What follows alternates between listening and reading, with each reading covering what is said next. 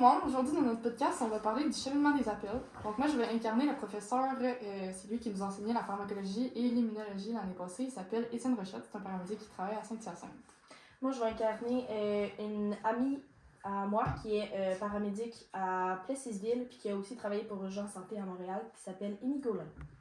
Moi, je vais incarner Richard Primo, notre prof de bio. Yeah. Première question. Qu'est-ce que vous pensez du système Rainier? Premièrement, moi je pense que Rainier, c'est un échec monumental.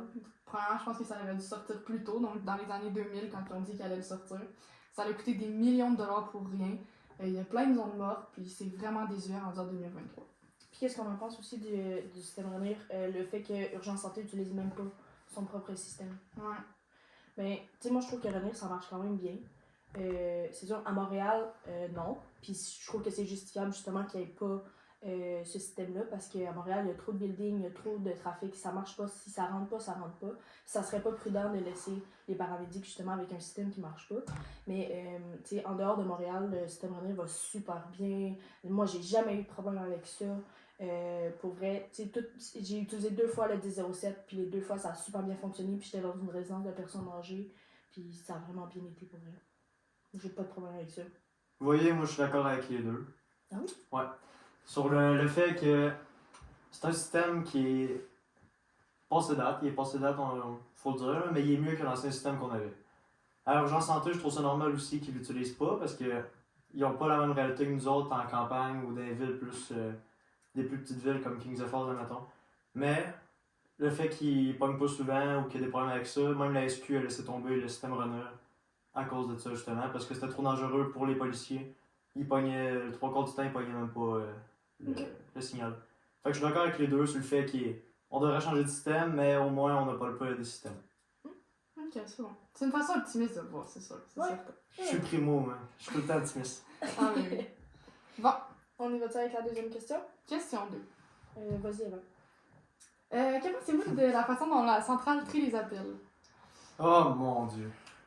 Une chance que vous avez pogné moi, hein, parce que si vous avez pogné un autre paramédic, d'après moi, ils auraient rincé. Ah ouais, comment ça? Mon Dieu. Bon. Vous êtes un homme poli, hein, quand même. Ah, je te l'aime poli, je te l'aime Bon poli. On va commencer par le code Clausen. Mhm. C'est un code qui est utilisé à travers tout le monde. On n'est pas les seuls au Québec qui l'utilisent, Mhm. tout le monde l'utilise. Ouais. Ça a des points positifs, comme ça on est capable de mettre des mots sur une situation qu'on s'en vient, fait qu'on peut se préparer. Mais le problème qu'on a avec ça, c'est que souvent on est limité aux mots du code Clausen, fait qu'on sait pas vraiment exactement sur quoi qu'on s'en va. Comme par exemple, je sais pas, si c'est un enfant, ben, il sera pas écrit dans le code Clausen que c'est un enfant. Mais on va savoir qu'il y a un étouffement en cours ou un anaphylaxie. Fait que ça a des bons côtés et des mauvais côtés, puis la centrale. Il faut que tu te fasses aimer par la centrale parce que ou sinon, d'après moi, là, la centrale est capable de choisir un paramédic en particulier qui a manqué de respect une fois, puis ils peuvent ne pas te lâcher puis te faire travailler en over. Ben, faites attention à ce que vous dites, là. Non, Non, mais tu sais, la centrale, il coche des cases, hein, tu sais. Faut pas le prendre personnel comme ça, là. Ah, mais en tout cas, je sais qu'ils ont un gros protocole à suivre, mais je pense qu'ils sont capables d'avoir le dernier mot pareil. Moi, je pense que le code Clausen, il est à réviser. Je trouve que le code Clausen, il est trop spécifique et pas spécifique à la fois. Ça marche pas. Tu sais, c'est comme si, mettons, une personne qui a mal au genou, ok? Ça va tomber dans une douleur. Mais vu que la personne a le mal au genou, elle respire plus fort. Fait que là, la centrale, eux autres, ils vont faire ah, ben, vu qu'elle respire plus fort parce qu'elle a mal au genou, pas parce qu'elle a de la difficulté à respirer, on va le mettre en difficulté respiratoire. C'est complètement con. Ouais, mais C'est la centrale, mais c'est la centrale, mais c'est le code Clausen aussi. Mais c'est pas de la faute de la centrale. Pensez-vous que c'est la centrale qui a inventé le code Clausen? Non, mais c'est parce qu'ils ne gèrent pas bien. Ils sont pas autonomes, c'est des petits pitons. Moi, je trouve qu'ils devraient avoir plus écrire. C'est eux qui voient, ils entendent la personne, ils savent comment faire. Il manque d'humain en arrière. Là. C'est ça, trop c'est juste un robotisé, là. piton. La centrale, c'est déshumanisé, là. T'sais. Faut le savoir, là, la centrale, là, c'est pas eux qui décident qu'est-ce qu'ils mettent. Eux, ils cochent des cases, ils suivent des protocoles. Mais ils peuvent pas sortir des protocoles parce qu'ils ont été engagés comme ça puis ils ont été formés comme ça. Fait qu'on peut pas les critiquer de la façon qu'ils ont été formés. Ouais, mais ils pourraient être formés à être un peu plus autonomes. Exact. Ouais, mais tu sais, en ce moment, il y a un petit upgrade qui s'est fait. Tu sais, là, ils sont rendus avec le SPU. Ouais. C'est un ingénieur bachelier qui est rendu à la centrale. Tu sais, ça c'est bien parce qu'en ce moment, là, vous chialez que la centrale, c'est pas assez. Tu sais, le côté humain, il manque. Mais tu sais, l'infirmière, elle a l'initiative, elle peut dire à un patient, restez chez vous, elle peut rediriger les patients en clinique selon les besoins du patient.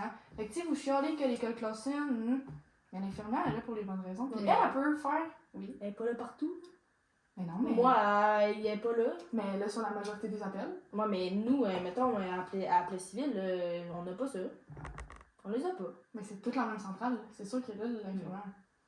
Faudrait vous renseigner avant ouais, ça. Ouais, c'est sûr, j'ai jamais entendu j'ai déjà entendu qu'il y avait ça à des places, mais à Plessis, je crois pas qu'il y en a, mais tu sais, ça se peut. Ok.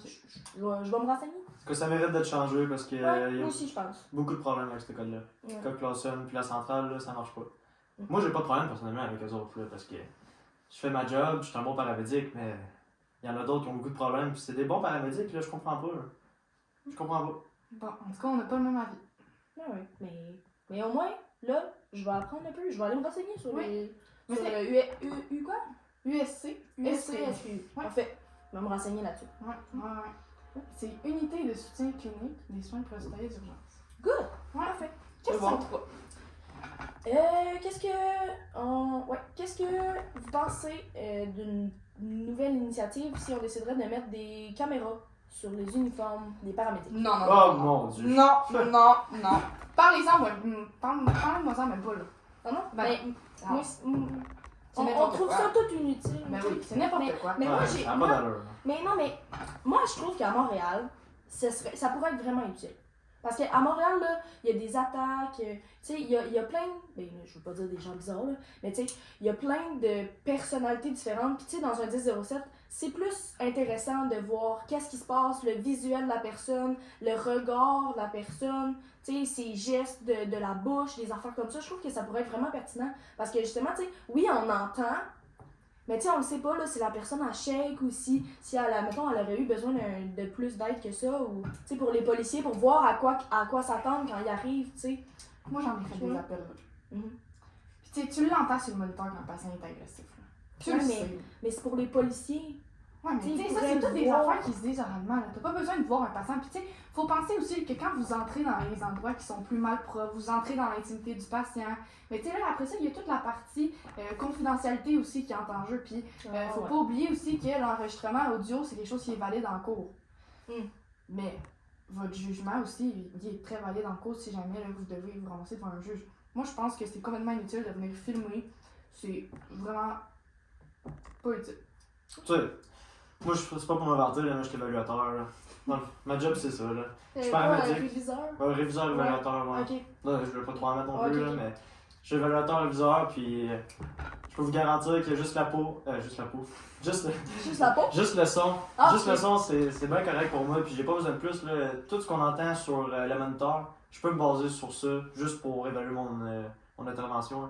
J'ai pas besoin de voir exactement ce que le paramédic fait. De toute façon, les paramédics sont supposés expliquer tout ce qu'ils font, mot par mot, puis tout ce qu'ils voient.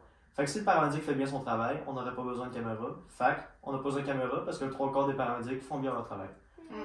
Puis je trouve que c'est un atteinte à notre droit en tant que personne parce que on fera jamais comme le protocole nous dit à 100%. Fait que le fait qu'on dévie un peu, ça me tente pas moi de me faire taper ses doigts parce que les autres ils l'ont vu, mais que le patient a reçu les bons soins quand même. Ok, ouais. Je pense que c'est un peu. Ouais. C'est autant du côté du paramédic que du côté du patient. Ouais. Ouais.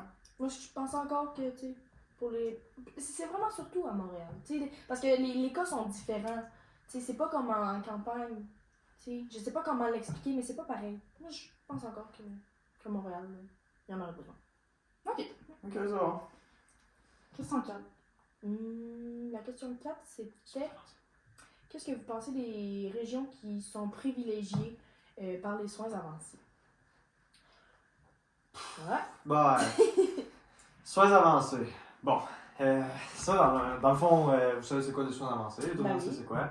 C'est des paramédics spécialisés pour ceux qui ne le savent pas. Là. Puis les autres sont surtout dans les grosses villes. Je sais qu'il y en a à Sherbrooke, à Montréal, ça je suis sûr à 100%. À Longueuil aussi. À Longueuil aussi, il y en a. Ouais. Mais eux autres, tu sais, c'est sûr qu'il faut qu'ils soient là pour aider la population, mais à quel point il faudrait qu'il y en ait beaucoup, je sais pas. Je pense que dans les grandes villes, ça serait utile, mais ailleurs, ils ne serviraient pas à rien. Oh mon Dieu. Moi, Que- je pense complètement le contraire. Ben voyons donc. Ben oui. Mais Parce comment que- ça? Mais c'est parce que, tu sais, mettons qu'on donne encore, par exemple, Montréal, tu sais, oui, les soins avancés, ils sont là, puis il faut se dire, tu sais, ils s'auto... comment qu'on dit? Ils s'auto-affectent, c'est ça. Puis, tu sais, je veux dire, quand les soins avancés, mettons, ils sont à Montréal, là, ils arrivent, mais ils sont là pourquoi? 5 minutes? Même pas? Tu sais, l'hôpital est à côté, là. Ils n'ont pas vraiment besoin, tandis que, tu sais, mettons qu'on donne Victoriaville, là, tu sais, oui, il y a un hôpital à Victoriaville, mais si t'es comme à Sainte-Eulalie, c'est à quand même 30 minutes de l'hôpital. S'il y a un gros accident, là, tu sais, je pense que les soins avancés ils seraient vraiment plus utiles là. Parce que, oui, ils vont avoir moins de cas, c'est sûr, parce que, je veux dire, dans les régions plus campagnardes, il y a moins de roulement.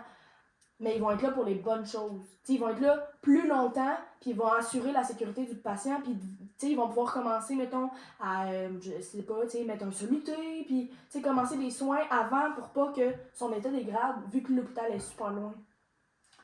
Ouais, je comprends, mais tu sais... Puis, tant qu'à avoir un programme, moi, je me dis, tant qu'il y ait des villes qui l'aident, pourquoi on le met pas à tout le monde? Tant qu'à avoir un programme, tu sais. Je suis d'accord avec vous, mais en même temps, je pense qu'il faudrait qu'on concentre nos soins avancés dans les régions qui en ont réellement besoin. Tu sais, admettons, ici, à Saint-Hyacinthe, là, on n'a pas des appels qui ont une priorité assez d'envergure pour avoir une équipe spécialisée de soins avancés. Puis en même temps, il faut savoir gérer nos coûts aussi. Écoute, cher les soins avancés. Là. Pour des régions qui en valent pas la peine, je pense pas qu'on devrait mettre des soins avancés partout. Comme vous avez dit, je pense que dans les régions qui sont plus rustiques, dans les régions campagnardes, je pense que ça peut être pertinent justement pour tout ce qui est transfert. Parce que vu que justement là, les zones ils vont être plus loin, ben, de la campagne jusqu'à l'hôpital, je pense que ça peut être pertinent d'avoir un soin avancé dans le camion au lieu de faire partir un infirmière, un médecin dans l'ambulance pour pouvoir faire le transfert entre les hôpitaux. Par contre, là, vous avez dit, vous, dans Montréal, vous trouvez pas ça pertinent?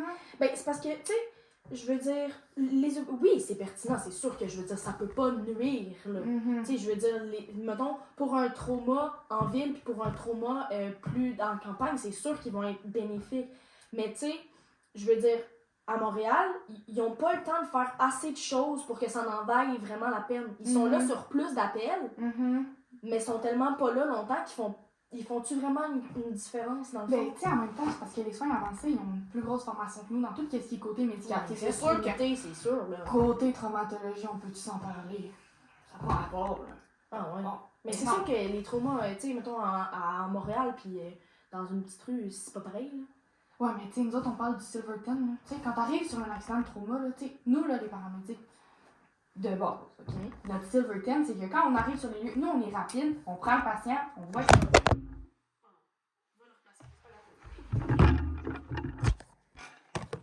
Excusez, petit bug. Un petit tremblement de terre à Sandbridge. Ok. On continue. Ça fait une encore? Ouais. Ok. Ah oui? Ah oui. Dans 13. Ok. Oh, mais On on a peut arrêter quasiment à fini. loin, c'est ça. On peut arrêter à celle-là. Ok, go. Nous, on arrive, on voit que le patient va pas bien, on l'amène directement à l'hôpital. Mais les soins avancés sont tellement formés qu'ils vont vouloir stabiliser le patient avant de le transporter. Puis le temps pour ces patients-là, je sais, c'est compté. C'est primordial. Fait que c'est certain qu'en traumatologie, les soins avancés, c'est un échec. Côté médical, mettons qu'on parle dans une région plus Petite. plus peuplée, exemple Montréal, on sait que les soins avancés ils peuvent s'auto-affecter. Fait que dans tout ce qui est anaphylaxie, AVC, infarctus, toutes les situations qui nécessitent des voies, les soins avancés, moi je pense que ça peut être vraiment, vraiment pertinent parce que justement, ils peuvent vraiment faire plus de manœuvres que nous. Mettons qu'on parle d'embronchement, quelqu'un qui s'étouffe, quelqu'un qui va avoir la pièce prise ici, eux, qu'est-ce qu'ils peuvent faire si on n'est pas capable d'aller retirer la pièce pour pouvoir ventiler la personne? Ils vont venir pousser le morceau qui est pris dans une des branches pour pouvoir venir ventiler d'un seul poumon, parce que je sais pas si vous le saviez, mais on peut fonctionner avec un seul poumon. Ben oui. Donc moi, je pense que c'est très pertinent. Puis dans les zones, justement, où est-ce qu'il y a plus d'appels, je pense que ça peut être très, très, très utile. T'avais-tu quelque chose d'autre à dire? À part le fait que ça coûte beaucoup, beaucoup, beaucoup d'argent, je pense pas que les compagnies ou les boss de compagnie vont vouloir engager autant de soins avancés que ce qu'on en a vraiment besoin. Fait qu'il faudrait qu'il y ait un soin avancé par tant de paramédics, puis que le soin avancé s'occupe de juste ces paramédics-là pour leur corps à eux. Puis après ça, ils s'arrangeront comme qu'ils veulent, mais je trouve que ça coûte trop cher pour toute la place qu'il y a à couvrir au Québec. Fait que ça va avec le volume d'appel, d'après moi. D'accord. Génial. C'est la fin de ce Voilà. podcast, tout le monde. Merci. Merci. Voilà, on espère que c'était bon. On va couper la vidéo avant parce que c'est un petit peu malaisant. Arrête de cogner le style Hey, de je l'autre, m'excuse, calme-toi. quand je parle,